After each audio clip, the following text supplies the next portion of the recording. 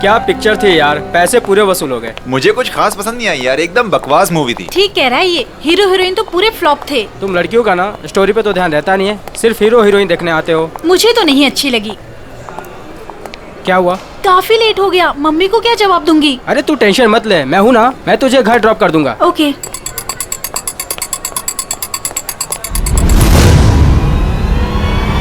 तो गोली में चला दो, एक गोली में चला दो।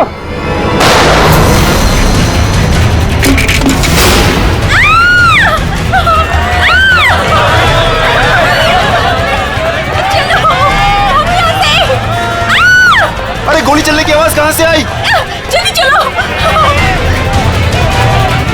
हे, कौन है वहाँ? गोली किसने चलाई? अरे वो देखो, पकड़ो उसे, कौन है? पकड़ो उसे, पकड़ो।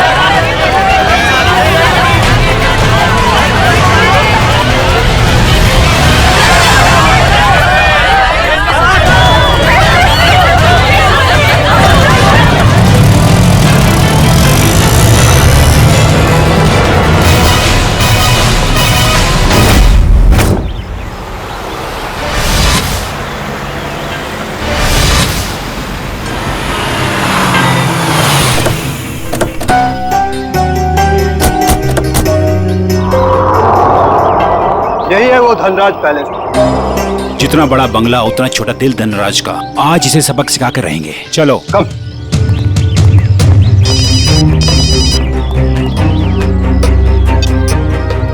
Sir, yes sir. हाँ, हम लोग पहुंच गए। काम पूरा करके ही वापस आएंगे। Okay sir.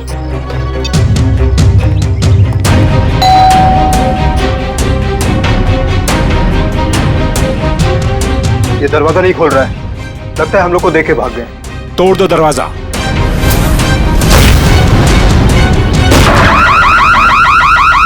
ये तो चोर अलार्म है। अरे ये लाश! लगता है कोई और जुर्म करके भाग गया। अरे क्या हुआ? ये अलार्म की आवाज यहाँ से क्यों आई? कुछ तो हुआ इधर। कहाँ से आई ये आवाज? देखो ना कहाँ से आवाज आई। देखो, अरे याद हो रहा। अरे किसने किया ये? ये हत्या है। पकड़ो इसे, ये भागने ना पाए। तुम लोग उधर पकड़ो इसको। अभी मैं सीआईडी को फोन करता हूँ। हेलो,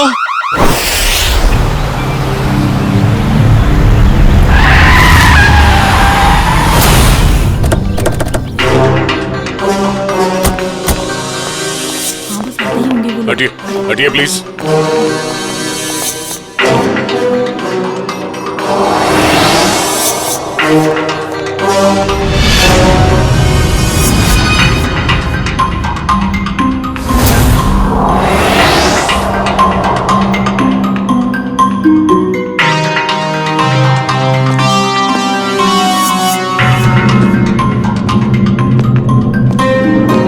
यहाँ एक चोर की मौत हुई है। सर, मैंने तो फोन किया था आपको सर। ऑफिस के लिए घर से निकल ही रहा था तो मैंने सुना कि यहाँ पर बगलर अलार्म बज रहा है। आप सब धनराज जी के पड़ोसी हैं? जी सर, हम जब धनराज जी के घर के अंदर आए तो देखा 2 सूट और टाई पहने हुए लोग और उनके साथ और 2 लोग घर के अंदर मौजूद थे। हमें देखकर उन्होंने हवा में गोलियां चलाई और फिर अपनी कार में बैठकर निकल गए। सूट टाई पहने हुए गुंडे। आपने गाड़ी का नंबर नोट किया? जी हाँ। गुड। मयूर, नंबर नोट कर लो। जी बताइए, क्या नंबर था? XYZ 2193। सर वो देखिए, 1 2 और ये 3, तीनों फ्रेम्स खाली है। लगता है चोरी यहीं से हुई है। तो मास्क निकाल। अच्छा ये बताइए, इस घर में मिस्टर धनराज के अलावा और कौन कौन रहता है? अरे ये तो धनराज जी हैं।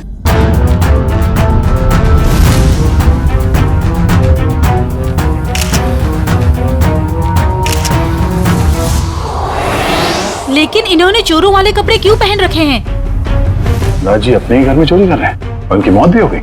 तो लगता है इन्होंने मरने से पहले गोली चलाई है। सचिन, निखिल, श्रेया, तो देखो घर में इनके परिवार वाले हैं क्या?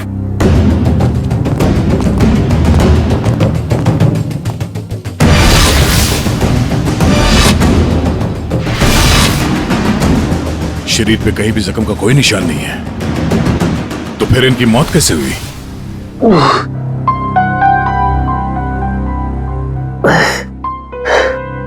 साढ़े 10।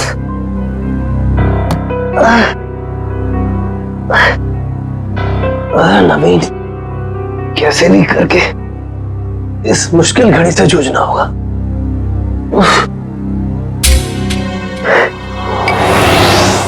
ये अभी तक यहीं पड़ी है, माँ ने देख लिया तो प्रॉब्लम हो जाएगी।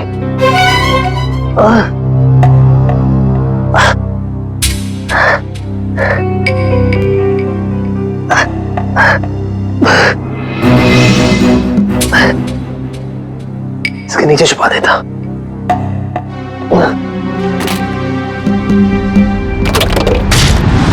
आप सब लोग जा सकते हैं, अगर जरूरत पड़ी तो फिर से बुला लेंगे।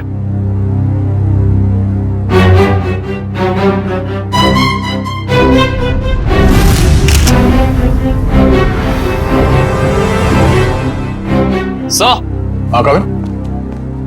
सर ये देखिए, सामने वाली दीवार से ये गोली मिली है। सर देखने से लगता है ये वही गोली है जो धनराज जी की गन से चली है। इसका मतलब है धनराज जी की मौत से पहले यहाँ कमरे में कोई और भी था जिसपे शायद इन्होंने गोली चलाई। शायद वही सूट बूट वाले गुंडे हों जो पड़ोसी बता रहे थे। तो वो लोग थे या कोई और, ये तो तब पता चलेगा जब डॉक्टर सालुंके के इनके मरने का एग्जैक्ट टाइम बताएंगे। एक काम करो, एविडेंस बैग में डालो सर।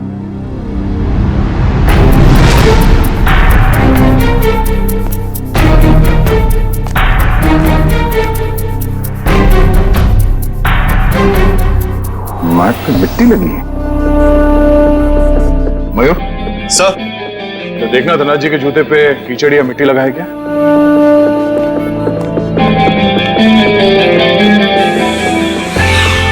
नहीं सर, जूते एकदम साफ है।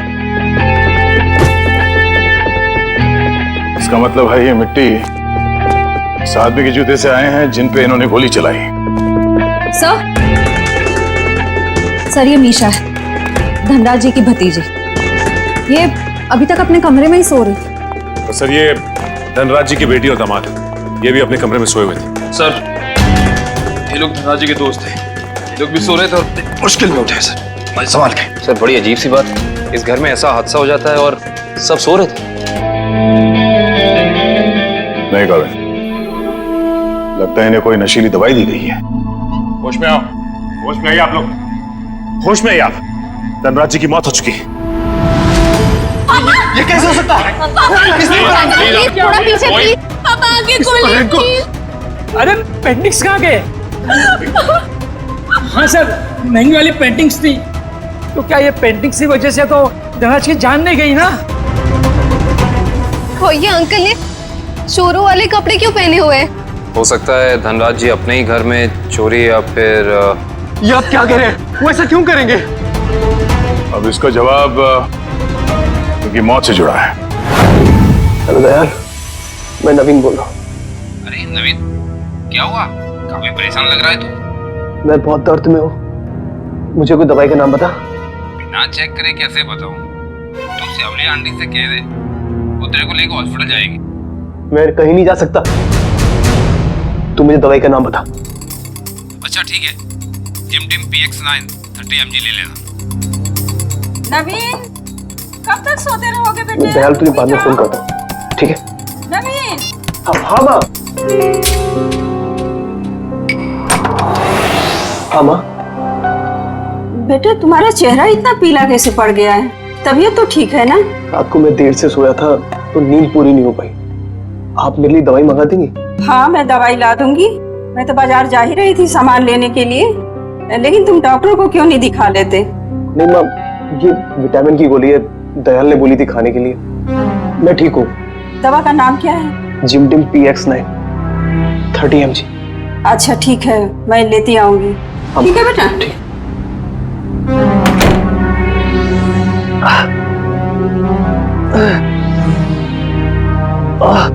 तो आप लोग इतनी गहरी नींद में सोए हुए थे कि किसी को भी गोली चलने की आवाज सुनाई नहीं दी और ना ही इस बर्गला अलार्म की आवाज सुनाई दी।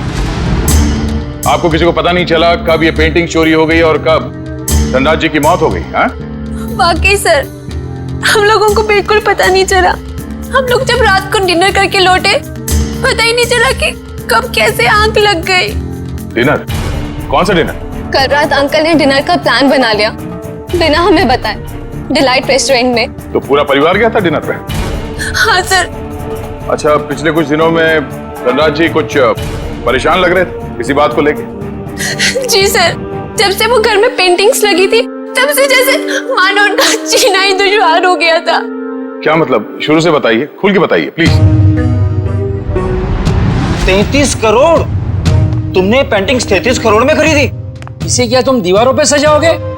मुझे क्या किसी पागल कुत्ते ने काटा है जो इतनी महंगी पेंटिंग को दीवार पे सजाऊंगा? मैं इसका कुछ और ही करूंगा। क्या करोगे? तुमसे मतलब? वक्त आने पे सब कुछ पता चल जाएगा। पापा, आपको कोई धमकी दे रहा है पेंटिंग को लेकर? इतनी महंगी पेंटिंग्स चोरी हो गई तो? और आप पुलिस के पास क्यों नहीं जाते? बस इस घर में दिमाग सिर्फ तुम लोगों के पास ही नहीं है। मुझे कब क्या करना चाहिए ये मुझे किसी से जानने की कोई जरूरत नहीं है। ये आप क्या कर रहे हैं? अरे इतनी महंगी पेंटिंग्स तूने फ्रेम कर डाली? उस दिन तो कह रहा था कि ये दीवार पर टांगने के लिए नहीं है। अरे 33 करोड़ की है, सोच ले। यार ये मेरी पेंटिंग है, मैं इसे जहां चाहूं वहां टांगूंगा। सर, ये केस तो काफी पेचीदा होता जा रहा है। धनराज ने पहले पेंटिंग खरीदी और बाद में उसी पेंटिंग को चुराने की कोशिश की, और पेंटिंग चुरा ले गया कोई और, जिसपे शायद धनराज ने गोली भी चलाई थी। और सर, वो सूट बूट वाले गुंडे वो यहाँ क्यों आए थे? उनका मकसद क्या था? इस केस में जवाब कम है, सवाल बहुत ज्यादा। मगर मुझे लगता है कि ये पेंटिंग्स ही कारण है धनराज जी की मौत का। हाँ? सर ये देखिए, ये सुई मिली है इनके शरीर से।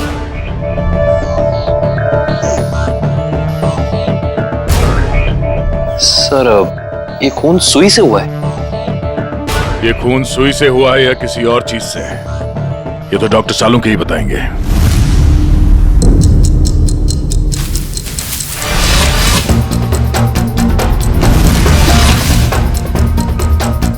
दिखने में चाहे तुम बहुत छोटे से हो, लेकिन हो बहुत घातक।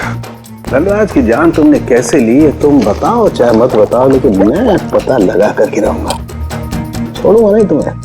सर, ये डॉक्टर साहब अपने आप से बातें कर रहे हैं?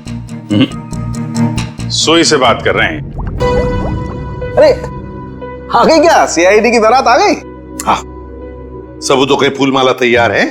भाई साहब, सबूतों की माला से आपका मतलब अगर इस गोली से है तो माफ करना, सीआईडी की पूरी टीम को मायूस होकर के जाना पड़ेगा। क्यों? क्योंकि गोली इतनी बुरी तरह से पिचक गई है कि इससे बात करना बड़ा मुश्किल है। अरे गोली को छोड़िए सर, उस मिट्टी के बारे में बता दीजिए जो हमें डोरमैट में मिली थी। तो मिट्टी के बारे में डॉक्टर तारिका जी बताएंगे। जो काम करेगा वही बताएगा ना? मतलब? नहीं, मतलब मिट्टी के बारे में यही पता लगा रही थी ना, तो यही बताएंगे। जी, इस डोरमैट पे जो मिट्टी लगी हुई है वो धनराज जी के गार्डन में जो मिट्टी है उससे अलग है। अरे वाह डॉक्टर तारिका, ये कैसे पता चला आपको? वो ऐसे फ्रेडी सर कि गार्डन में ये जो मिट्टी मिली है इसमें हमें कीड़े मारने की दवाई मिली है, और डोरमैट में से जो मिट्टी मिली है उसमें ऐसा कुछ भी नहीं है। मतलब साफ है बॉस, डोरमैट वाली मिट्टी कहीं और से आई है, बाहर से, शायद किसी के जूतों से। मतलब अभिजीत, ये उस आदमी की जूतों पर से आई है मिट्टी जिस पर धनराज ने गोली चलाई थी, चोर नंबर 2। धनराज की गोली तो चोर नंबर 2 को नहीं लगी, लेकिन चोर नंबर 2 की पिन जरूर धनराज जी की जान ले गई। कैसे? ये देखो, इस पिन को मैंने इस पानी में उबाला तो इस पानी का रंग हल्का नीला हो गया। इसका मतलब साफ है उस पिन पर जहर लगा हुआ था। कमाल है डॉक्टर साहब, आपने तो बारातियों को अच्छा शगुन दे दिया। खुश हुए ना? सड़की, ये सुई कब लगी थी, कितने बजे? बस रात के करीब 10 से 12 बजे के बीच में।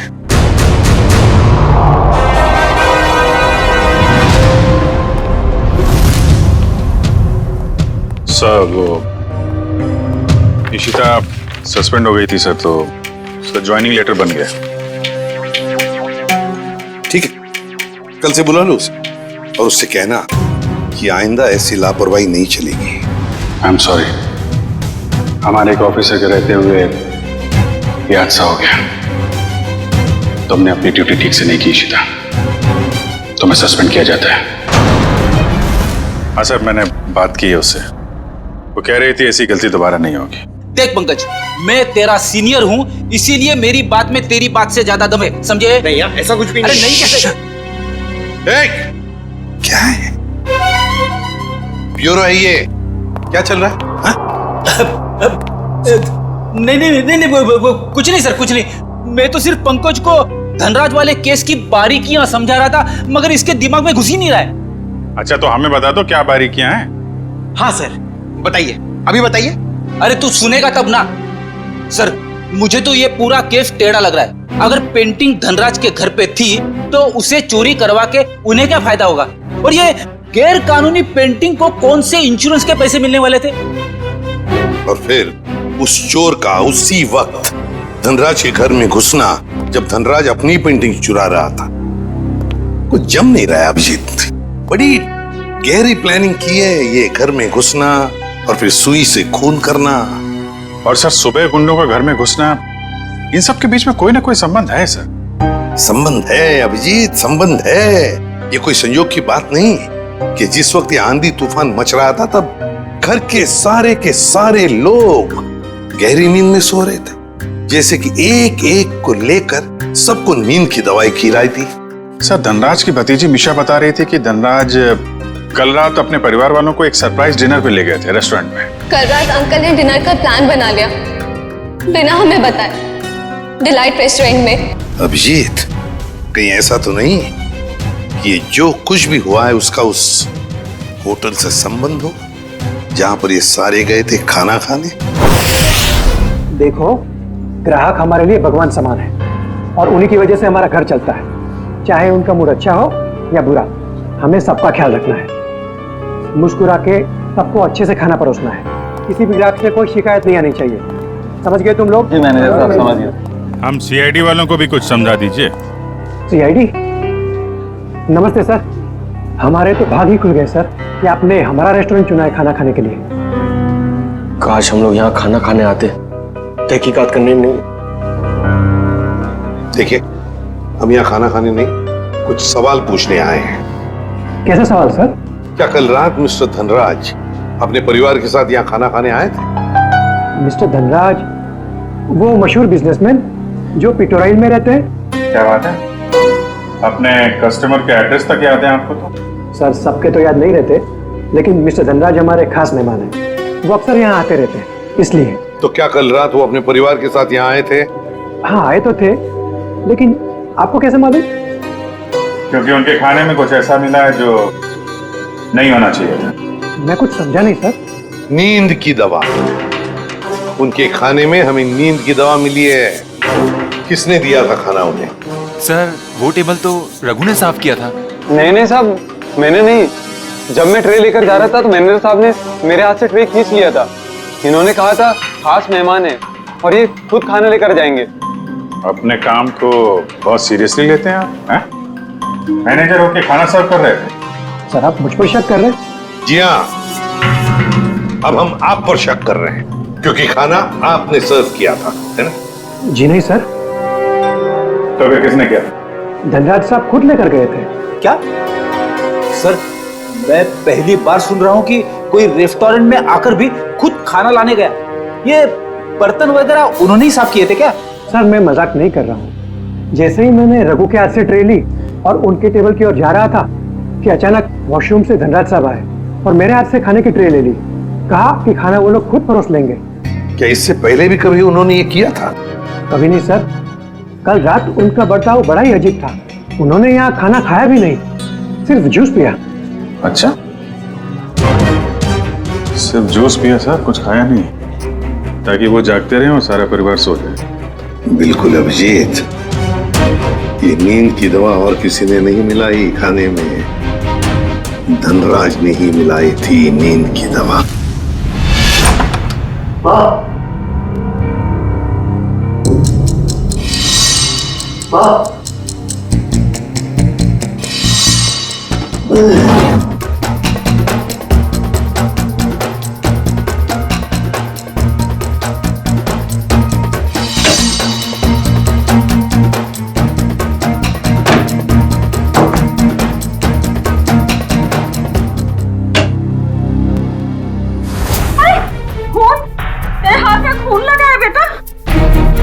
माँ मुझे गोली लग गई थी, लेकिन छू के निकल गई।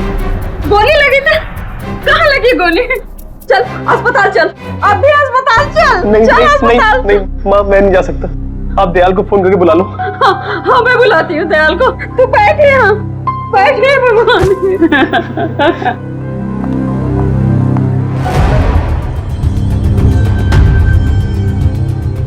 देखा सचिन, इन दोनों की स्टाइल देखी? सूट बूट वाले गुंडे। वाह सर हम गुंडे नहीं है सर। चुप! गुंडे नहीं है सर।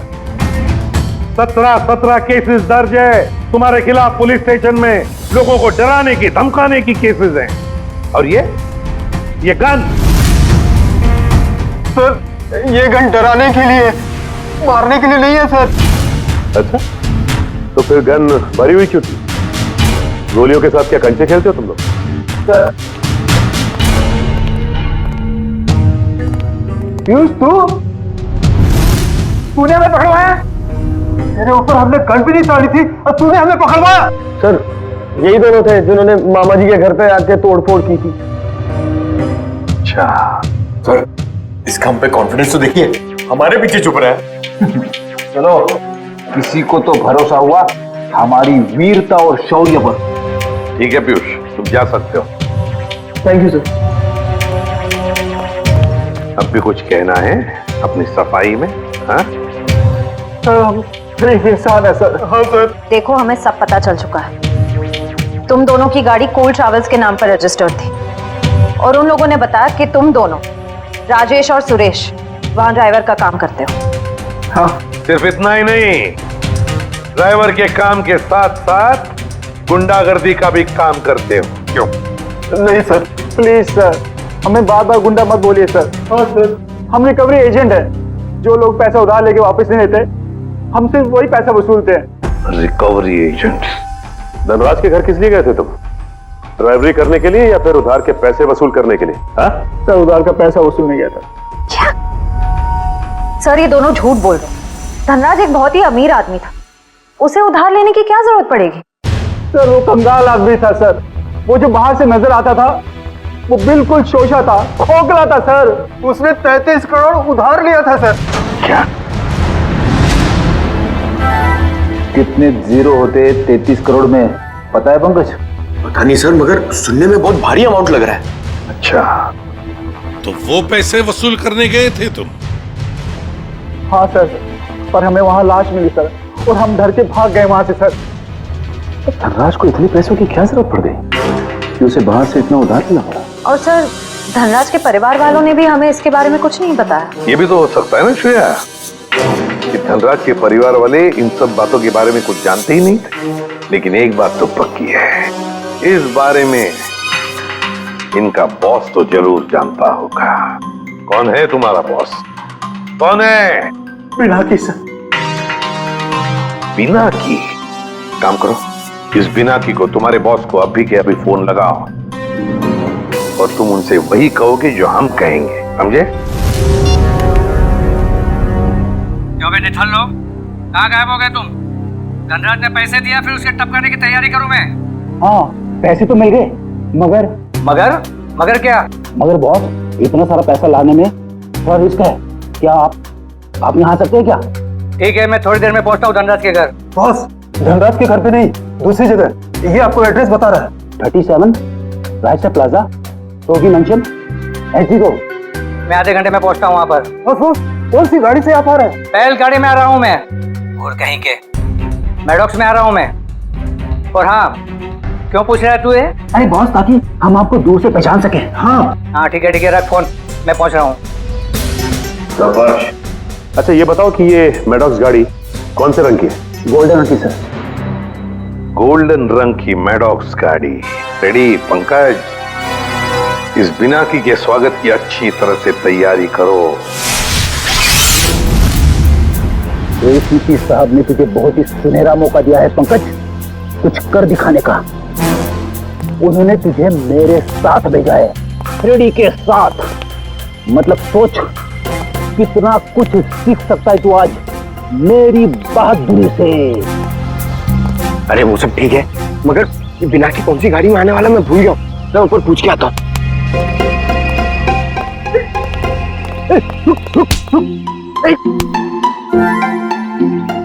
अबे उठ जा, मुझे मालूम है कौन सी गाड़ी है। ओ, अब नजरें सड़क पे रख और पैर यहीं पे इसी जमीन पे, पलके झपकने ना पाए और कदम हिलने ना पाए।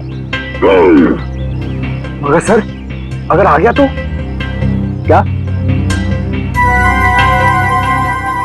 आ गया तो रोक के रख, बिना की के गिरफ्तार होने तक, समझे? आ गया आ गया आ गया आ गया। अबे चल, अरे अरे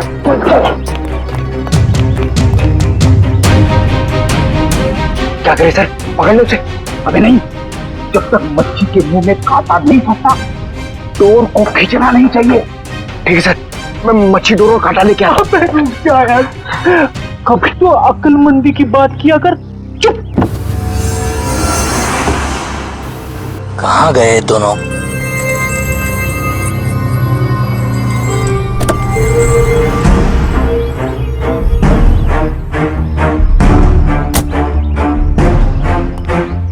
कहाँ रहेंगे दोनों? ये एड्रेस तो यहीं का है। कह रहे थे कि मुसीबत में है, और देखो दोनों लंगूरों का पता नहीं यहाँ पर। कहीं मेरे पैसे लेकर दोनों उड़ तो नहीं गए? Crime investigation department, CID? अरे ये लोगों ने मुझे यहाँ कहाँ बुला लिया? अब आ ही गए हो तो अंदर से सीआईडी ब्यूरो भी देख लो। आप गन नीचे रखिए प्लीज। पहले ऊपर चल, ऊपर। अरे फिर गन अपने आप नीचे हो जाएगी। अरे लेकिन चल चल। बिना की बहुत पैसा है ना तुम्हारे पास, इसलिए पैसा बांटते फिरते हो, मगर सिर्फ उन लोगों को पैसा बांटते हो जिनकी ना हिम्मत है ना हैसियत पैसा लौटाने की। क्यों? और फिर उन लोगों को डराते हो। नहीं सर, मैं तो सिर्फ जरूरतमंद लोगों की ही मदद करता हूँ सर। और सर, जरूरतमंद लोगों की मदद करना तो अच्छी बात होती है ना सर। और हाँ, एक बात है, जब लोग ब्याज के साथ पैसे देते हैं ना सर, तो मेरा भी कुछ भला हो जाता है सर। और जब कोई पैसा नहीं लौटा सकता तब तो ऐसे मुश्तलों की मदद लेनी ही पड़ती है सर। और इसीलिए तुमने इन दोनों को भेजा था धनराज के घर पैसा वसूल करने के लिए। क्यों दिए थे इतने सारे पैसे धनराज को? नहीं सर, मैंने धनराज के घर किसी को नहीं भेजा सर। और सर, धनराज के घर चोरी हुई है ये तो आप जानते हैं ना सर। हाँ, कीमती और नायाब पेंटिंग्स चोरी हो गई थी। हाँ, उस पेंटिंग की कीमत 35 करोड़ रुपए थी सर। 35 करोड़। धनराज ने किसी खुफिया नीलामी से खरीदा था उसे। लेकिन एक बात बताऊं सर, उस वक्त उन पेंटिंग्स को खरीदने के लिए धनराज के पास ढेला भी नहीं था सर। तो इसीलिए धनराज ने तुमसे ये 33 करोड़ उधार लिए? जी हाँ, 17 करोड़ मुझसे लिए थे सर, और बाकी के 16 करोड़ किसी और से। लेकिन सर, जब पैसे लौटाने की बारी आई ना, तो उसके पेट में अचानक दर्द होने लगा सर। फिर तो उस दूसरे आदमी के 16 करोड़ भी नहीं लौटाए होंगे धनराज ने। कहीं उसी आदमी ने तो धनराज का खून नहीं किया?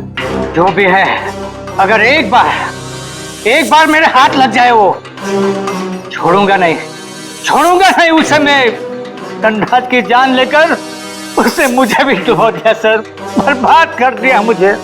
अगर तुमने धनराज को नहीं मारा तो किसने मारा होगा? कौन कर सकता ये? बताओ जल्दी। पक्के से तो नहीं कहता सर, लेकिन हाँ, एक आदमी है सर। एक आदमी है जो आपके काम का हो सकता है। और वैसे भी अब मैं अकेला क्यों डूबूं?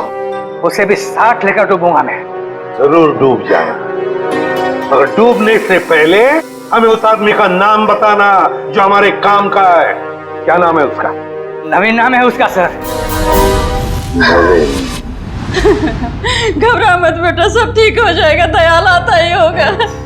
तूने मुझे बताया क्यों नहीं कि तुझे गोली लगी है? मैं आपको बता नहीं पाया। अब मैं क्या करूं? अब क्या होगा? अस्पताल फोन करती हूँ। मैं बेमौत मारा जाऊंगा। दयाल के अलावा किसी को कुछ पता नहीं। लगता है दयाल आ गया। अच्छा किया दयाल तुम आ गए। अरे तुझे गोली लगी है?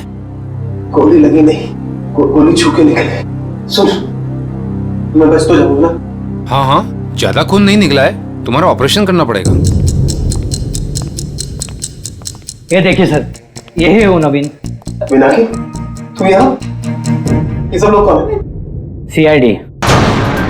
सीआईडी? क्या हुआ है? मेरे बेटे को गोली लगी है सर। ये गोली कैसे लगी तुम्हें? सर प्लीज, अभी ये सवाल पूछने का वक्त नहीं है। अभी से हॉस्पिटल लेकर जाना पड़ेगा एम्बुलेंस में। सर मैं एम्बुलेंस को फोन करता हूँ। मतलब धनराज ने आपको मेरे बारे में सब कुछ बता दिया। क्या आप लोग मुझे इस हालत में गिरफ्तार करेंगे? इस हालत में जरा देखे तो सही।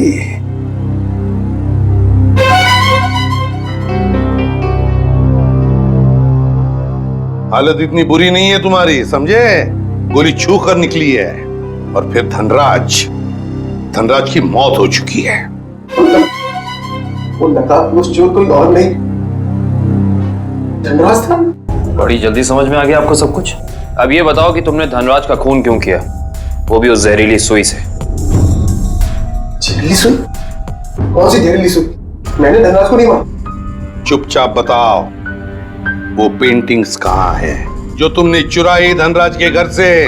कहाँ है वो? उस कमरे पर बेड के नीचे। फ्रेडी। सर, ये नवीन ही था जिसे उन पेंटिंग्स की धनराज से भी ज्यादा जरूरत थी। वो 33 करोड़ रुपए जो लौटाने थे माफिया वालों को। देखिए, मैंने धनराज को नहीं मारा, वो सब लोग मेरे पीछे पड़े थे। सर, अब आप लोगों का काम हो गया, मैं जाऊं प्लीज? चुपचाप यहीं खड़े रहिए। क्या आपको लगता है कि मैंने धनराज को मारा? तुमने नहीं मारा धनराज को, हैं? तो फिर किसने मारा? क्या आपको लगता है कि मैंने धनराज को मारा? तुमने नहीं मारा धनराज को, हैं? तो फिर किसने मारा? तुम ही गए थे ना उधर। जब मैं वहां तक गया तो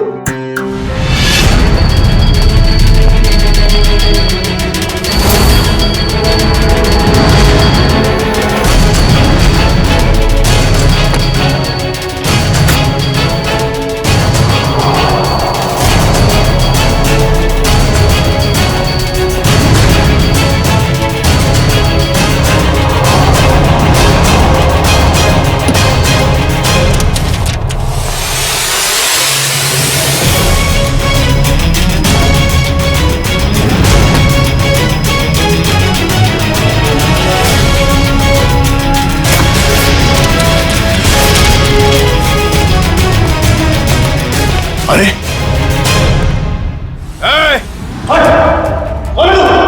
खुद चोरी करने आया है और मुझसे पूछता है कि मैं कौन हूं? भागता किधर है? रुक रुक रुक जा। अरे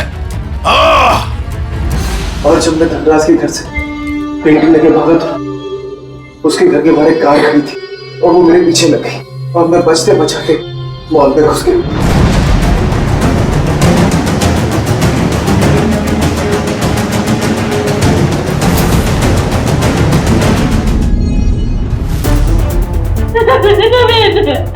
नवीन, आगे खोलो बेटा, मेरे आगे खोलो मेरे बच्चे।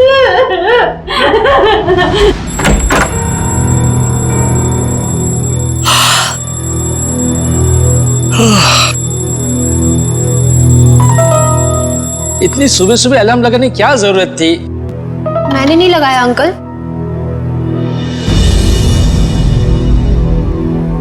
अरे पेंटिंग्स कहां से आ गई वापस?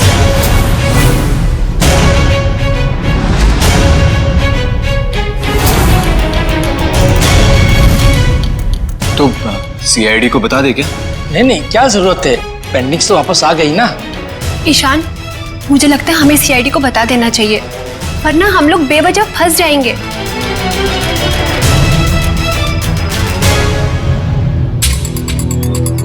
सर एक बात समझ में नहीं आ रही, हमने वो पेंटिंग वापस घर में क्यों लगाई? क्योंकि मुजरिम घर का ही कोई आदमी है और उस पेंटिंग को घर में वापस लगा दे, वो कोई ना कोई हरकत जरूर ऐसी करेगा जिससे उसके सारे पत्ते खुल जाएंगे। सर, सारे परिवार वालों के फोन टैप करने को कह दिया, अब मुजरिम हमसे बच नहीं पाएगा। गुड।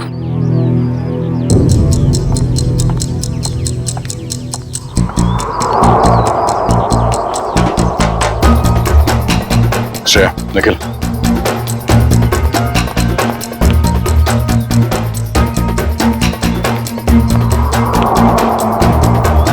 ये दोनों तो आपस में काफी खुसर फुसर कर रहे हैं। अभी तक धनराज के पैसों पे ऐश कर रहे थे, अब देखना पड़ेगा उनकी मौत के बाद इनके आगे का प्लान क्या है। सचिन, मयूर,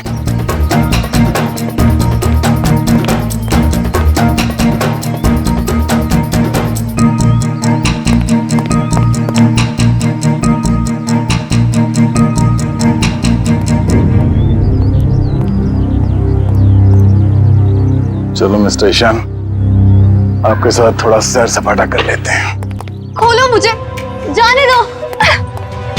सही किया मैंने तुम्हें यहाँ पर बांध के, मुझे तुम पर मॉल की रात से ही शक था। जो मैंने आपसे माफी मांग तो ली है, मैं नहीं मार पाई नवीन को, लेकिन मैंने आपको कोई धोखा नहीं दिया। मुझे सच में नहीं पता कि पेंटिंग्स कहाँ है।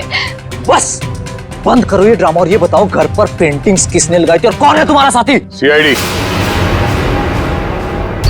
सीआईडी ने लगाई है वो पेंटिंग, कोई एतराज है? सीआईडी, देखो देखो पकड़े गए ना तुम्हारी वजह से, और तुम मेरा मुंह क्या देख रहे हो, करो कुछ। कहां भाग रहा? अपने चेहरे पे मेरा ऑटोग्राफ नहीं लेगा? हाँ?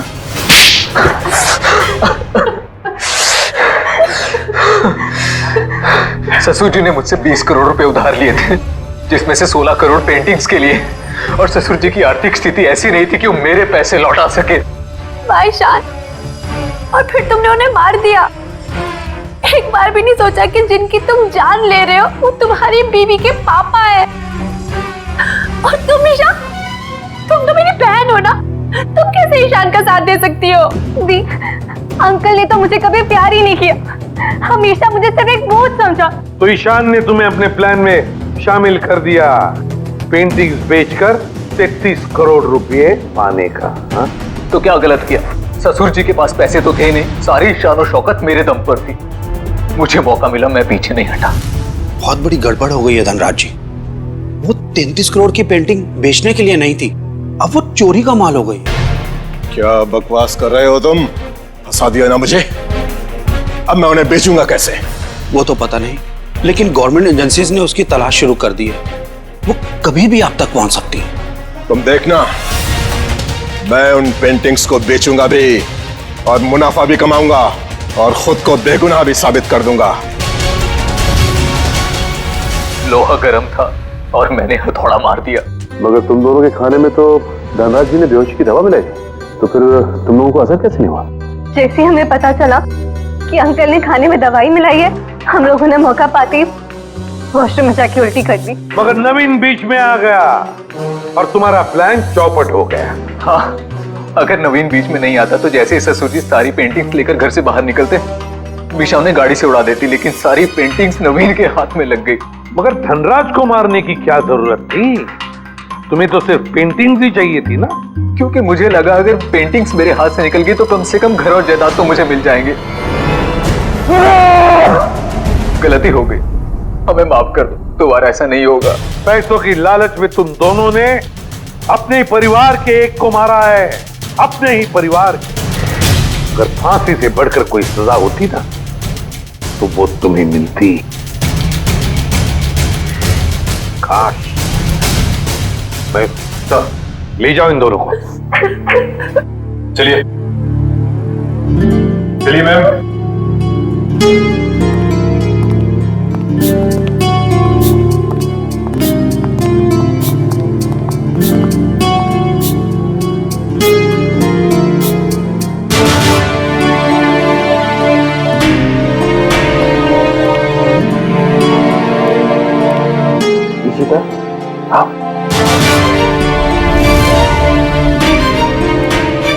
ये इशिता हिचकिचा रही है आपसे मिलने में।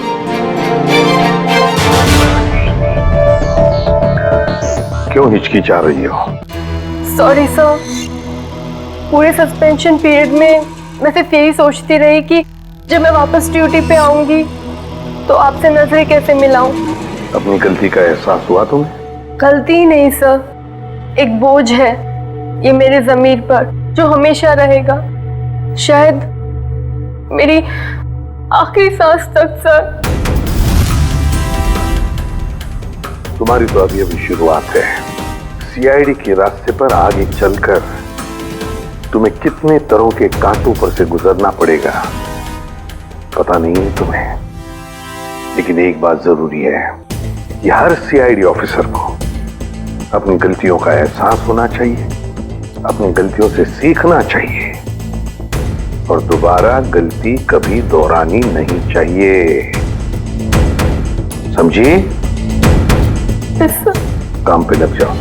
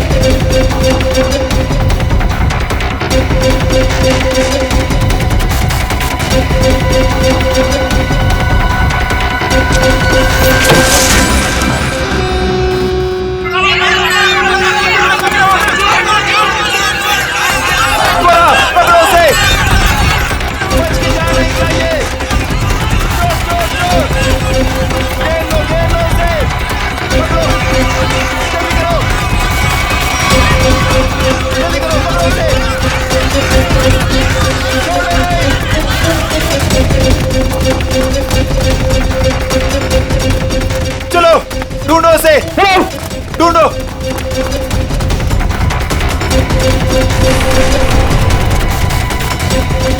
मिला क्या चोर? नहीं मिला। मिला? नहीं मिला। ढूंढो उसे, बच के निकलना नहीं चाहिए हमारी शॉल से। हाँ चलो चलो चलो।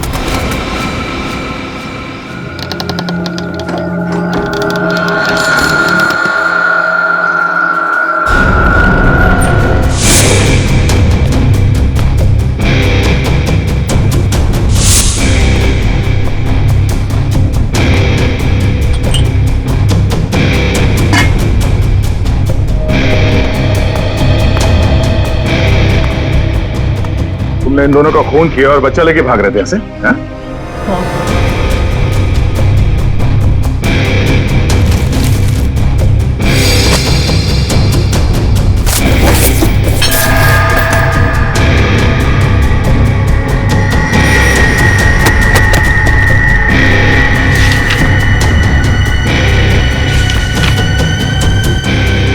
साहब ये झूठ बोल रहा है। मगर मैं ऐसा नहीं करूंगा। कोई इसे हाथ नहीं लगाएगा, इसकी एक ही सजा इसे कानून देगा। आने के कुछ मिला? ऋषि नाम के एक बच्चे का मेडिकल रिपोर्ट मिला है, तबीयत काफी खराब है। ऋषि? हाँ सर, 10 साल का है।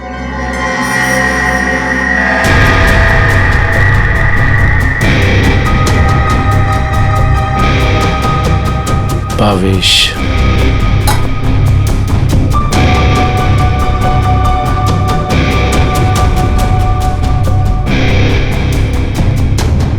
सर। हाँ रोशन?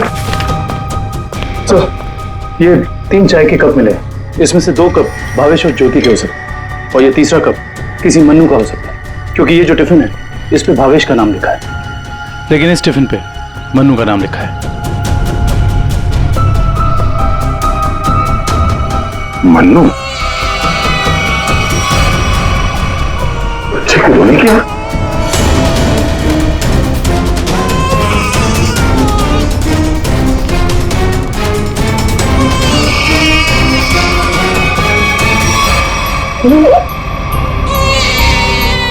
ये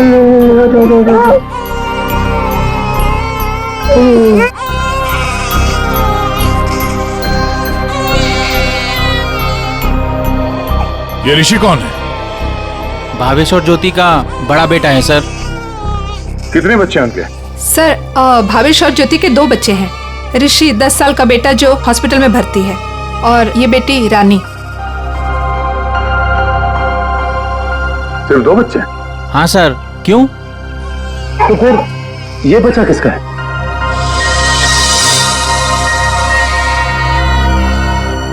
सर पता नहीं ये कौन है। सर भावेश और ज्योति 6 महीने पहले यहाँ रहने आए थे, तब ऋषि और रानी ही उनके साथ थे। तो ये बच्चा कहाँ से आया?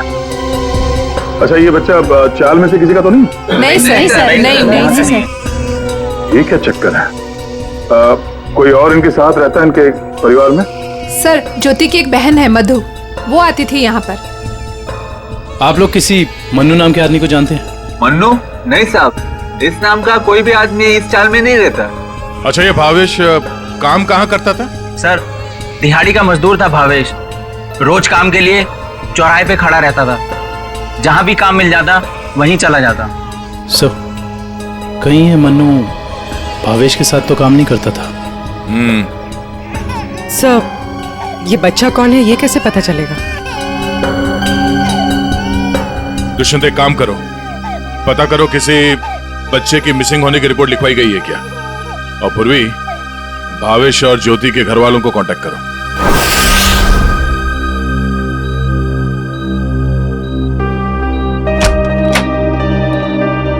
डॉक्टर साहब, हम सीआईडी से। Hello sir. हेलो, ऋषि यही है? हाँ सर यही है। क्या हुआ सर? हम लोग इससे बात कर सकते हैं? नहीं सर, ये बात करने की हालत में नहीं है। ऐसा क्या हुआ इस बच्चे को? सर इसे किडनी की प्रॉब्लम है। क्या बात है सर, आप लोग यहाँ कोई प्रॉब्लम?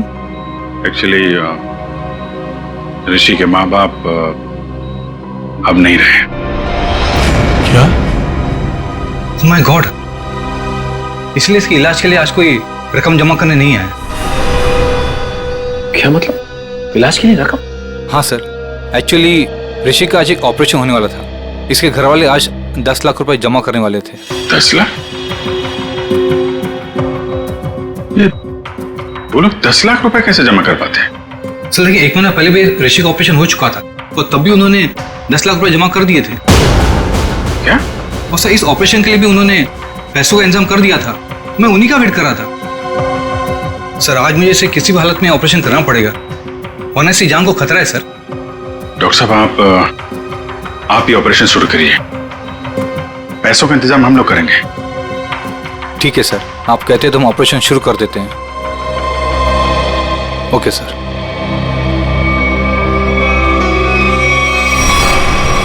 घबराओ मत ऋषि, कुछ नहीं होगा तुम्हें। सर एक बात समझ में नहीं आई कि भावेश के पास इतने सारे पैसे आए कहां से? वही तो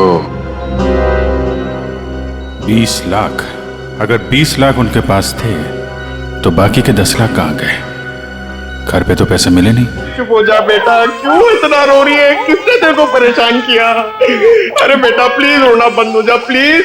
देख, अगर तू रोना बंद नहीं करेगी ना तो फिर मैं रोना चालू हो जाऊंगा।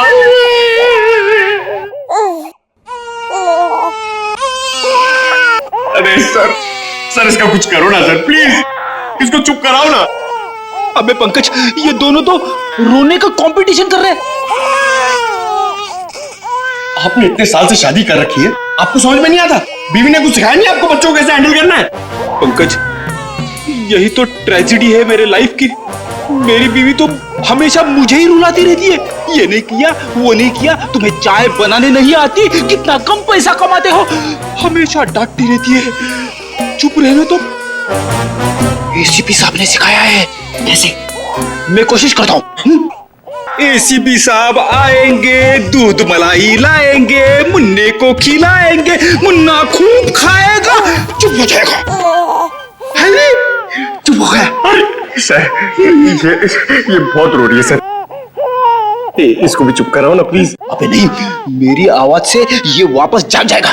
तू एक काम कर, उस कोने में जा, एसीपी साहब का नाम लेके और कुछ भी गा ले। क्या गाँव मेरे समझ में नहीं आ रहा है। हाँ। गांव से 20-20 कोस दूर जब भी कोई बच्चा रोता है तो माँ कहती है बेटा सो जा वरना एसीपी सर आ जाएंगे।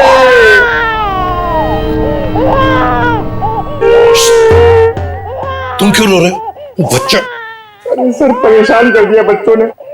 सर मैं रोता हूं ना तो चुप हो जाती है। हे भगवान। पंकज, जो बच्चों को संभालेगा वो दुनिया में किसी को भी संभाल सकता है, समझे? फ्रेडी को देखो।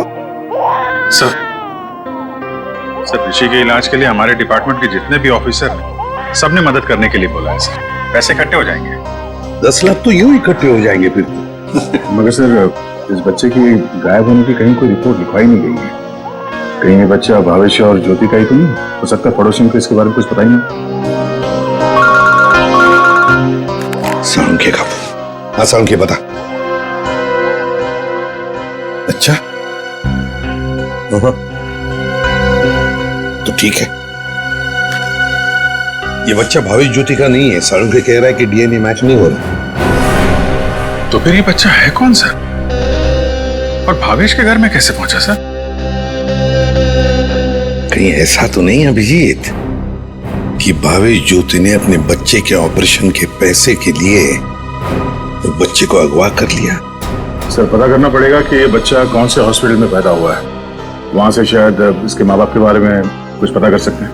हाँ सर बच्ची का नाम तो पता है, रानी। बच्चे का नाम रखना पड़ेगा सर कुछ तो। अच्छा नाम आ रहा है दिमाग में। क्या सर? पार्थ। हाँ पार्थ तो बहुत अच्छा नाम है ना? पार्थ। फ्रेडी, तुम्हारा बच्चा क्यों रो रहा है? अरे सर आपने इसका नाम लिया और ये रो पड़ा। मैंने इसे कहा था कि आप दूध मलाई लाएंगे। दूध मलाई? अब मेरे लिए नहीं सर, इसके लिए। रेडी सर, मैं ले आई। अरे पूर्वी, अच्छा किया तुमने। बच्चे को गोद में खिला खिला के मेरे पसीने छूट गए। लाइए मैं देखती हूँ।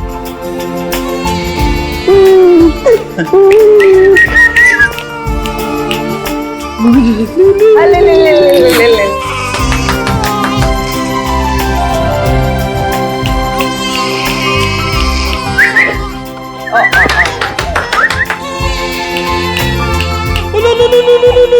सर, आपको पसीना नहीं आया? बच्चे ने सूसू किया है। अरे बेटा, गोद में खिलाने का अच्छा तोहफा दिया तूने। पूर्वी, बच्चे की नापी बदल दो। और फ्रेडी, तुम अपने कपड़े बदल लो। ले ले ले ले, ये ले। चाहो तो नहा भी सकते हो। डायपर चेंज करके आता हूँ। डायपर? हाँ।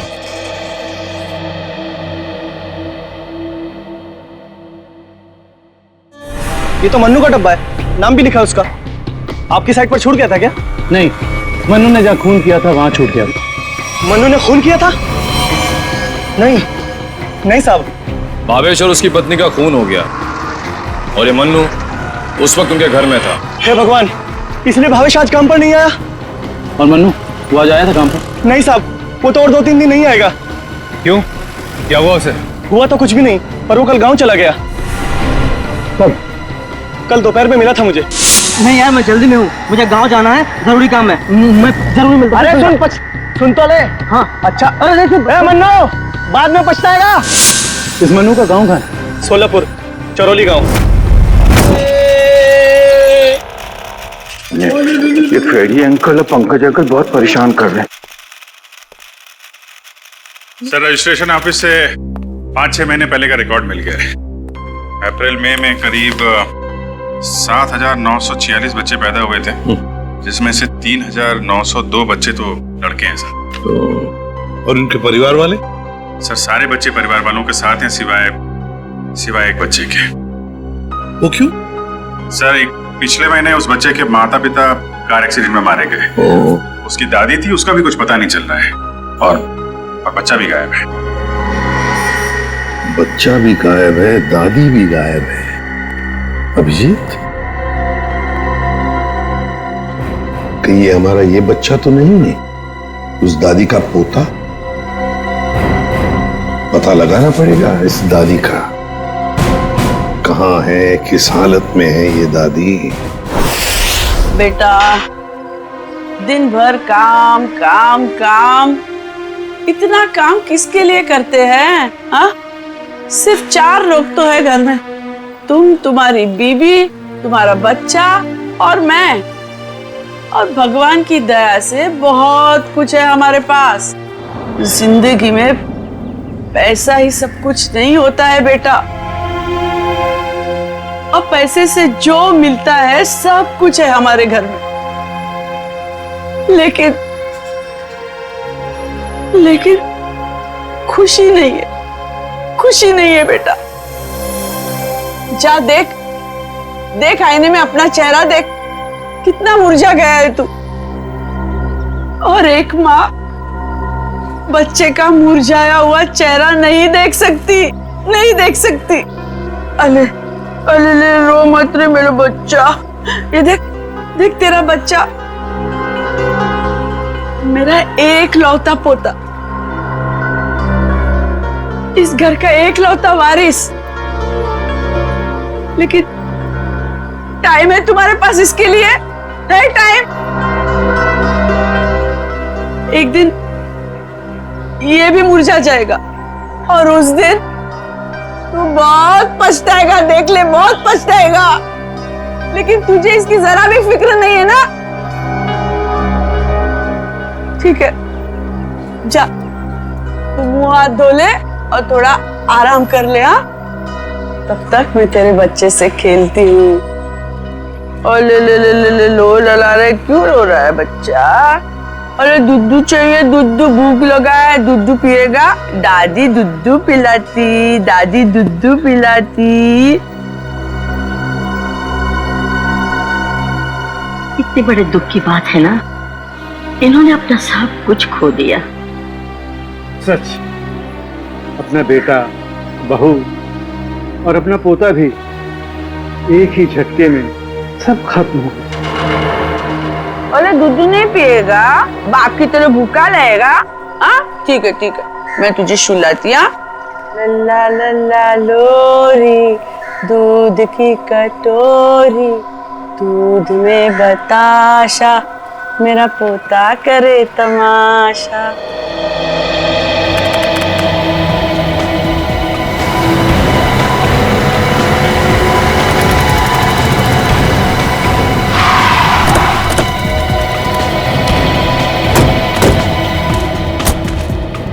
सारोली गांव तो यही है। लोगों से पूछते हैं मनु का घर कौन सा है।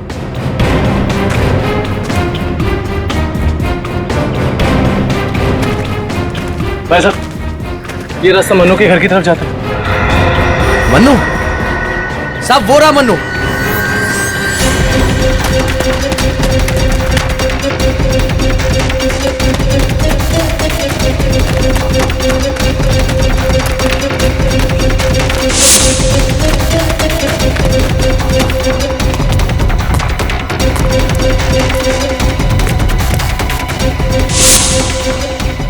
खूनी कितना भी भाग क्यों ना ले मनु, ये दुनिया उसके लिए छोटी पड़ी जाती है।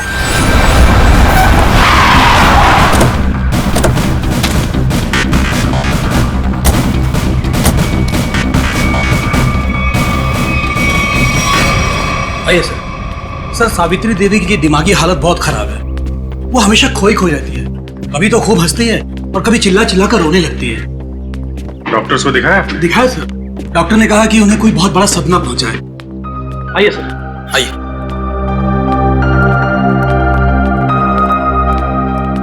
सर, ये रही सावित्री देवी।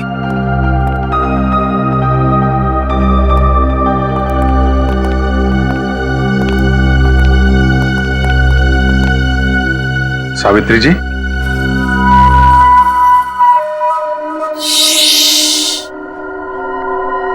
मेरा लाल सो रहा है।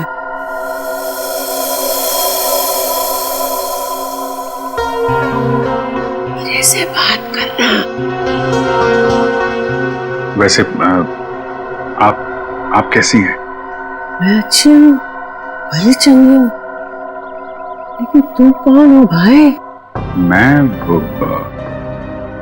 हम लोग आपके दोस्त हैं। मेरे दोस्त? तुम कब से मेरे दोस्त बने? हाँ, अब अभी आपको देखा और दोस्ती हो गई। सच्ची? और ये सब कौन है? जी, हम सब भी आपके दोस्त हैं। बहुत अच्छा।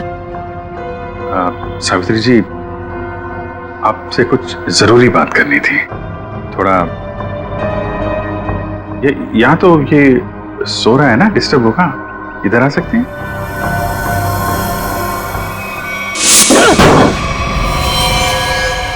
साहब, ना तो मैंने भावेश और उसकी बेबी को मारा है और ना ही मुझे उन 10 लाख रुपए के बारे में कुछ पता है। झूठ बोल रहा है तू मनु। तू भावेश के घर गया और वहां तूने उसका खून किया। उसके बाद तूने 10 लाख रुपए चुराए और इसी दौरान तेरा खाने का टिफिन वहां छूट गया। खून तू नहीं किया मनु, पैसों की लालच में। नहीं साहब, मैं मानता हूँ कल रात मैं उसके घर गया था। वो मेरा जिगरी दोस्त था साहब। कल रात मैंने उसके साथ चाय भी पी थी, लेकिन गलती से मैं उसके घर अपना टिफिन भूल गया था साहब। रास्ते में मुझे याद आया, मैं तुरंत उसके घर टिफिन लेने गया। मैं जैसे उसके घर के बाहर पहुंचा, अंदर से चीखने की आवाजें आ रही थी। खिड़की से झांक कर अंदर देखा तो अंदर एक आदमी भावेश और उसकी बीवी के सामने बंदूक तान कर खड़ा था और फिर उसने गोली चला दी और फिर डर के मारे मेरी चीख निकल गई साहब। मुझे लगा उस आदमी ने मुझे देख लिया, कहीं वो मुझे भी ना मार दे, इसीलिए मैं शहर से भाग कर यहाँ आ गया साहब। तुमने उस आदमी का चेहरा देखा था? नहीं साहब, उसकी पीठ मेरी तरफ थी, इसलिए मैं उसका चेहरा ठीक से देख नहीं पाया। इतना बड़ा हादसा हो गया मनु, और तूने सीआईडी को बताना जरूरी नहीं समझा। जानता है ना, ये भी एक बहुत बड़ा जुर्म है। ब्यूरो ले चलो इसे। आपका पोता हमारे पास है। मेरा पोता तो यहाँ सो रहा है ना?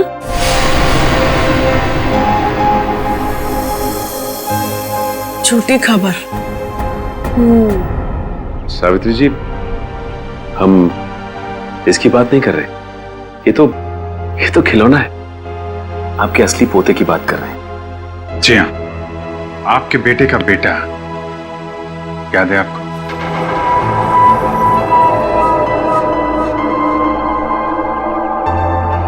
सावित्री जी, आपको अपना बेटा याद है ना? आपका बेटा, आपकी बहू, उनका बच्चा जो अब 6 महीने का हो गया है।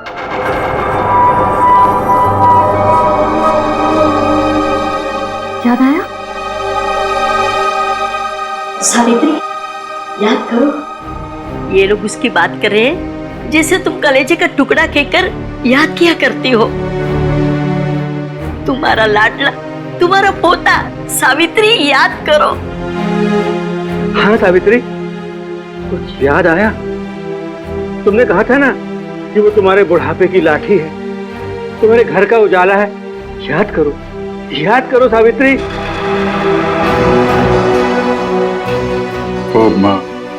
वो हमारे पास है। हम बहुत जल्द आपसे मिलवाएंगे।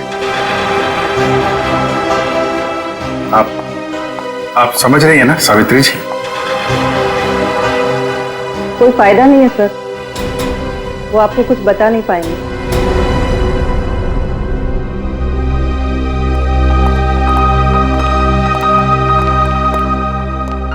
देखिए, हमारा ये जानना बहुत जरूरी है कि सावित्री जी के साथ ऐसा क्यों हुआ और इनके पोते का क्या हुआ। इसको तो शायद अगवा कर लिया गया था।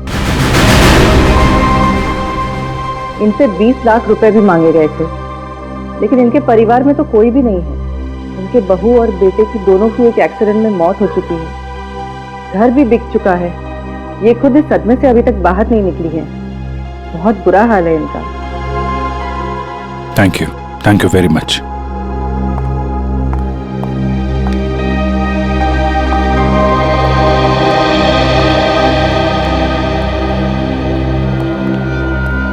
तो हमारा शक सही निकला। आवेश और ज्योति ने इनके पोते को किडनैप किया 20 लाख रुपए के लिए, ताकि उन पैसों से वो अपने बेटे ऋषि का इलाज करवा सके। हाँ सर, लेकिन सर ये 10 लाख रुपए कहाँ गए? कौन ले गए ये पैसे? और फिर भावेश और ज्योति का खून किसने किया? रानी बिटिया, अब अपने घर चली जाओगी, उनको छोड़कर जाओगी। इसकी बहुत याद आएगी सर, और इसके बिना ये बात भी अकेला पड़ जाएगा। हाँ, बहुत कम दिनों में घुल मिल गई एकदम। कोई बात नहीं, हम लोग मिलने जाएंगे इससे, इसके फ्रेडी अंकल और पंकज अंकल को साथ में लेके। अरे साहब, किसने मारा मेरे बहन भाई को? मैं तो लुट गई, बर्बाद हो गई। आप लोग उसका नाम बताइए, मैं उसे जिंदा नहीं छोड़ूंगी। चुप, शांत हो जाइए। खूनी को हम ढूंढ रहे हैं, आप शांत हो जाइए। अरे कैसे शांत हो जाओ सर? मैंने तो सोचा था कि अब तक आप लोगों ने खूनी को ढूंढ लिया होगा, पर आप लोगों ने मुझे यहाँ बुलाया क्यों है? देखिए, इस रानी बच्ची को आपको सौंपने के लिए यहाँ पर हमने बुलाया। क्यों? मैं क्या करूंगी इसका? अरे बच्चे के माँ बाप मर चुके हैं, आप इसकी मौसी है, ये भतीजी है आपकी, और आपके अलावा कौन सा आ रहा है इसका? अरे काहे की मौसी और काहे की भतीजी? मैं सिर्फ ऋषि की मौसी हूँ, जो उनका सगा बेटा है और अब अस्पताल में अनाथ पड़ा है। और ये रानी? वो भावेश के बहन की बेटी है, जो उसे जन्म देते ही मर गई थी। तो पाल रहे थे भावेश और ज्योति से। भावेश की बहन की बेटी? हाँ जी। तो फिर इस बच्ची के आप रिश्तेदार हो, आपसे बेहतर कौन संभाल सकता है इस बच्ची को? अरे सर, आजकल महंगाई के जमाने में अपने बच्चों को पालना पोसना बहुत मुश्किल है। इन्हें कैसे पालूं मैं? आप कहीं कोई बहाना तो नहीं बना रही ताकि बच्ची को ना ले जाना पड़े? देखिए साहब, झूठ बोले कौवा काटे। अगर आप लोगों को मेरी बात का यकीन नहीं है तो ग्रीन रूट अस्पताल में जाके पता कर लीजिए। 26 अप्रैल को ये पैदा हुई थी वहां पे। एक मिनट। 26 अप्रैल को? 26 अप्रैल को उसी हॉस्पिटल में, ग्रीन रूट हॉस्पिटल में पार्थ भी तो पैदा हुआ था, 6 महीने पहले। हैं? ये कौन है? नहीं, कुछ नहीं, वो आपके मतलब की बात नहीं है। देखिए सर, आप लोग बार बार मुझे यहाँ बुला के तंग मत कीजिए। अब आप देख लीजिए इन बच्चों का क्या करना है। मैं चलती हूँ। कमाल है सर, कैसे कैसे लोग हैं सर, ये बिना स्वाद के कोई काम ही नहीं करता। यही सच्चाई है दया, यही सच्चाई है। सर, ये कैसे संयोग है? ये दोनों बच्चे एक ही दिन एक ही हॉस्पिटल में पैदा हुए। एक ही दिन एक ही हॉस्पिटल में दोनों बच्चे पैदा हुए। जरूर उस तारीख को उस हॉस्पिटल में कुछ न कुछ तो हुआ था। क्या हुआ होगा पता लगाना पड़ेगा। Green route hospital. इसी साल अप्रैल 26 तारीख को कांता और पूजा नाम की 2 औरतों ने बच्चों को जन्म दिया था इस हॉस्पिटल में। हमें उनकी पूरी डिटेल चाहिए। क्या बात है सर? उनमें से एक बच्चा किडनैप हो गया। 1 मिनट सर। हाँ सर, कांता ने एक लड़की को जन्म दिया था और पूजा को लड़का हुआ था। पूजा मिस्टर अनुज की वाइफ है और कांता के पति का नाम नहीं है। मिस्टर भावेश उनके गार्जियन हैं। ये दोनों परिवार एक दूसरे को जानते थे? नहीं सर, एक की डिलीवरी जेंडर वार्ड में हुई थी और दूसरी की डीलक्स में। ठीक है, थैंक यू।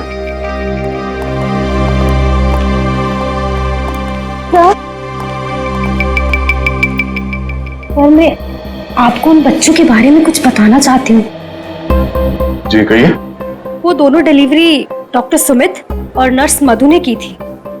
सर, जब मैं उनके कमरे में गई तो डॉक्टर सुमित और नर्स मधु आपस में कुछ बात कर रहे थे। मुझे देखते ही वो दोनों चुप हो गए। भावेश ज्योति और बच्चे के बारे में बात कर रहे थे। क्या बात कर रहे थे वो मैंने सुना नहीं। डॉक्टर सुमित और नर्स मधु कहाँ हैं?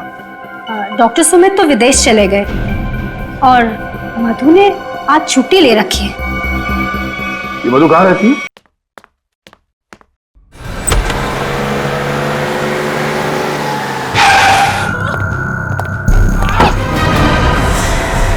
क्या हुआ? दरवाजा खोलो, दरवाजा खोलो।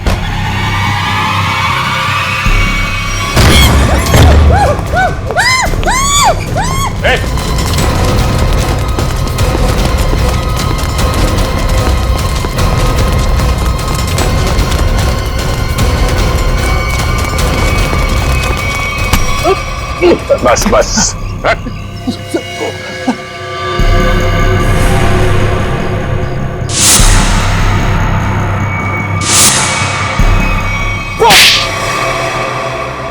बच्चों को अगवा करने में मेरा कोई हाथ नहीं है।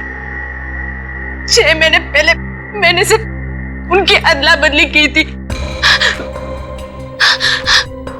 जब वो दोनों पैदा हुए थे ग्रीन रूट हॉस्पिटल में। बस इसके अलावा मुझे कुछ नहीं पता। क्यों की थी अदला बदली? हाँ? भावेश ने मुझे कहा था कि उसकी बहन के बेटे को एक अमीर औरत की बेटी से बदल देना, और कहा था कि किसी को भी पता नहीं चलना चाहिए।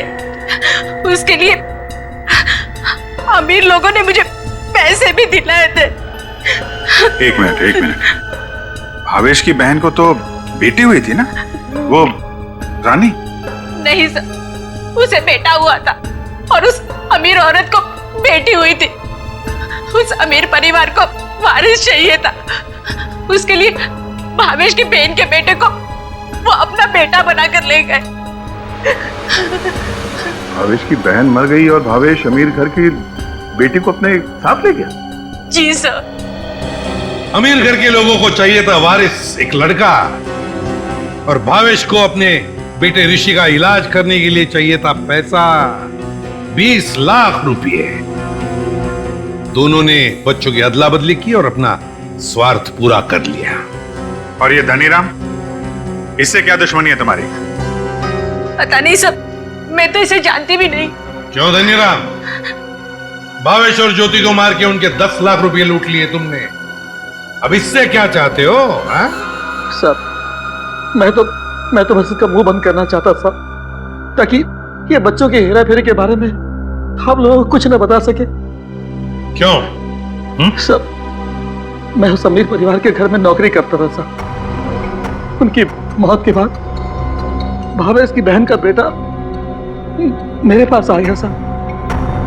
मैं उस बच्चे को लेकर भावेश के पास गया ताकि बच्चा उसे लौटा दूं और उसे 20 लाख रुपए ले लूं साहब। लेकिन साहब वो भावेश बच्चा लेने को तैयार ही नहीं था साहब, और ना ही मुझे 20 लाख रुपए देना चाहता था। बल्कि वो दोनों पति पत्नी मुझे धमकी देने लगे, कहने लगे कि हम सारी सच्चाई पूरी दुनिया को बता देंगे। तो साहब फिर मजबूरी में मैंने साहब। तुमने उन दोनों का खून कर दिया, फिर बच्चे को वहां घर पे छोड़ा और घर पे रखे हुए 10 लाख रुपए उड़ा लिया। कहाँ है वो पैसे? अब मैंने तो बस नमक का हक अदा किया साहब। मेरे पास पैसे नहीं है साहब, मेरे पास नहीं है पैसे। धनीराम, अमीर जोड़ा तो मर गया, अब और किसका नमक खाया तुमने? हा? किससे दिए पैसे?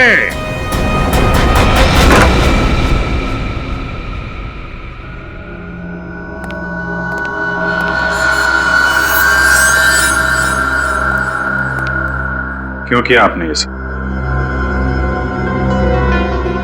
देखिए, हमें सब कुछ पता चल चुका है।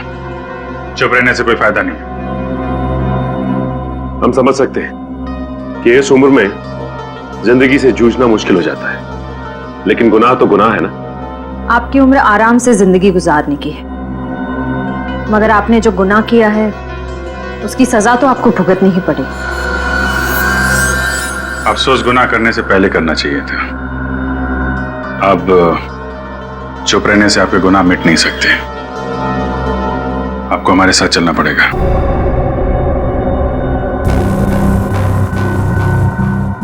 देखिए, हमें जोर जबरदस्ती करने पर मजबूर मत कीजिए। हम सिर्फ आपकी उम्र का लिहाज कर रहे हैं, वरना मुजरिमों से निपटना हमें खूब आता है। श्रेया। सावित्री जी, सावित्री जी,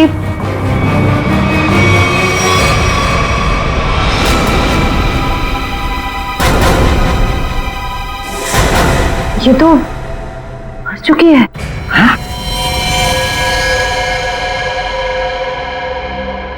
यहाँ पे कुछ है।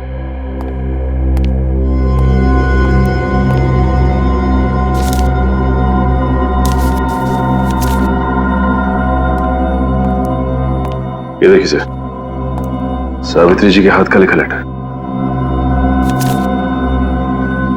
मैं मुजरिम हूं, ये सब मैंने किया है। एक्सीडेंट में मेरे बेटे और बहू की मौत के बाद मेरा सब कुछ खत्म हो गया। बेटे के लेनदार मेरे पीछे पड़ गए और सब कुछ नीलाम करने के बाद भी मैं उनके कर्जे नहीं चुका सकती थी। इसलिए मैंने धनी राम को भावेश के घर में भेजा कि वो अपनी बहन का बेटा वापस ले ले और जो 20 लाख रुपए मैंने दिए थे वो मुझे लौटा दे। लेकिन भावेश ने मना कर दिया और गुस्से में धनी राम ने उनका खून कर दिया। ये सब मैंने वारिस के चक्कर में किया था। अपनी पोती को देके बेटा चाहती थी मैं। ये मेरी सबसे बड़ी भूल थी। बेटी हो या बेटा कोई फर्क नहीं पड़ता, दोनों भगवान की देन है। मैं ऐसी शर्मनाक जिंदगी नहीं जी सकती, इसलिए मैं खुदकुशी कर रही हूं। हो सके तो मुझे माफ कर देना सावित्री।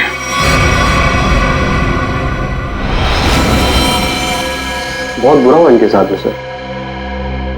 दुनिया में बहुत लोगों के साथ बुरा होता है विक्रम, लेकिन इसका यह मतलब नहीं कि लोग गुनाह के रास्ते पे चल निकले। और आत्महत्या, ये तो सबसे बड़ा गुनाह है।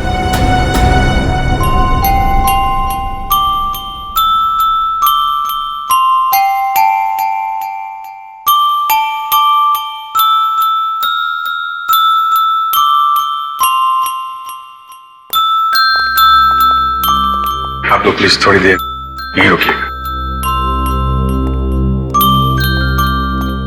हेलो बोलो, हेलो, ये लो, हेलो, हेलो, हेलो। दया,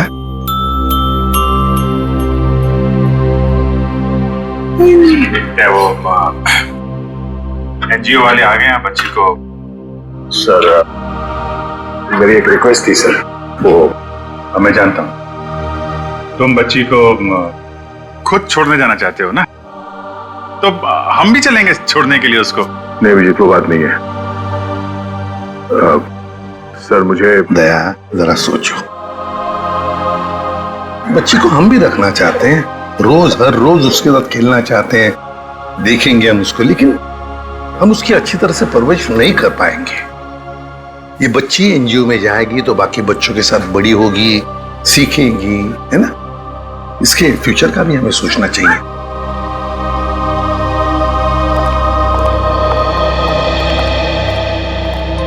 सर आप चिंता मत कीजिए, हम आपसे प्रॉमिस करते हैं कि हम बच्चों का पूरा ख्याल रखेंगे। अब आप इन्हें हमें सौंप दीजिए। जी। दया, पुष्पा, संगीता, बच्चों को ले आओ।